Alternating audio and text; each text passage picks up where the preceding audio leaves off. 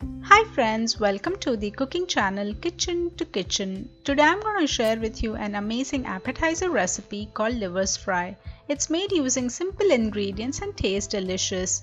If you enjoyed today's video, please don't forget to like, subscribe, share and comment. Let's see how to make liver fry. In a wok or a kadai, add about 2 tablespoons of oil. Once the oil is hot, add 2 teaspoons of cumin seeds and let them crackle well. Next add some hing. Some curry leaves, about 2 strings. Let everything crackle really well. Now add about 1 lbs of goat livers and I have cut them into medium pieces. Give everything a really good mix. I'm using a cast iron wok, so that definitely enhances the taste. 2 teaspoons of ginger, garlic and coriander paste. Give it a good mix. Saute everything for about a minute. Now we'll start adding the spices. Half a teaspoon of turmeric powder, 1 teaspoon of cumin and coriander powder, 1 teaspoon of garam masala powder, 2 teaspoons of red chili powder and some salt to taste. Mix everything really well.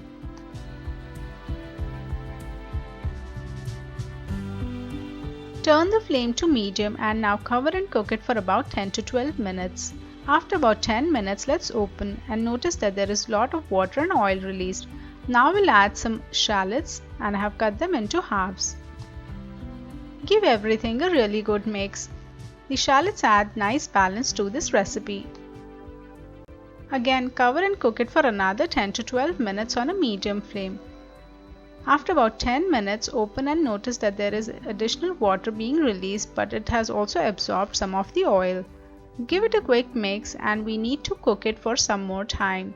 So again, just cover it and let it cook for about 15 minutes on a medium flame. After 15 minutes, let's open and check. The water has been absorbed and the livers have become really nice, soft and dry. Switch off the flame and garnish with some mint leaves.